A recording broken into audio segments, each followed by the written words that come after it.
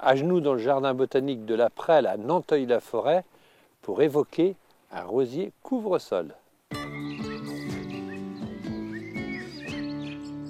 Donc vous l'avez remarqué, nous sommes à genoux, donc c'est un rosier couvre-sol. Alors c'est quoi exactement un rosier couvre-sol, Edith? Eh ben donc, un rosier couvre-sol, comme son nom l'indique, c'est quelque chose pour couvrir le sol. Oui. Alors effectivement, dans les rosiers couvre-sol, il y a quand même plusieurs catégories. Vous avez des rosiers vraiment très rampants, comme serpent vert, etc. D'ailleurs, c'est des rosiers même qui se marcotent, qui ont plus un port comme des cotonastères pratiquement.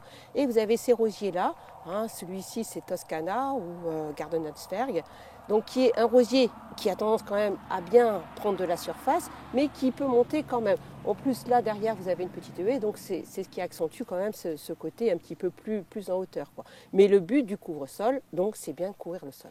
Alors ça se taille un rosier couvre-sol?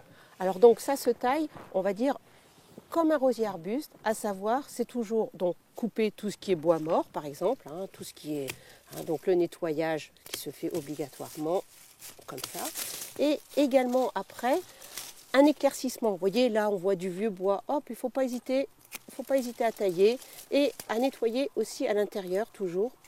Enlever les petites brindilles aussi? Voilà, les petites brindilles à l'intérieur. Donc la première chose, on commence toujours par couper tout ce qui est mort. Ça c'est impératif. Bon, alors, ça des épines, vous voyez. Et hop là. Et donc là, on n'hésite pas à tailler.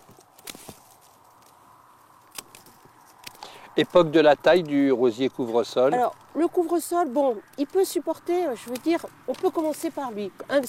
On commence généralement par tout ce qui est plutôt rosier ancien, les vieilles variétés, les galliques, etc., les albas, qui eux ne craignent pas du tout au niveau du froid. Ceux-là, bon, on les attaque après, parce que bon, généralement, c'est des variétés plus robustes que les hybrides de thé que l'on a vus pour les rosiers nains, qui eux doivent être taillés obligatoirement à la sortie de l'hiver. Celui-ci, c'est quand même des variétés beaucoup plus robustes, elles peuvent être taillées maintenant. Alors, je m'aperçois que ce rosier-là, il vous aime bien. Ah oui, je crois aussi. Mais c'est une variété que j'aime bien aussi, donc bon, on se le rend bien.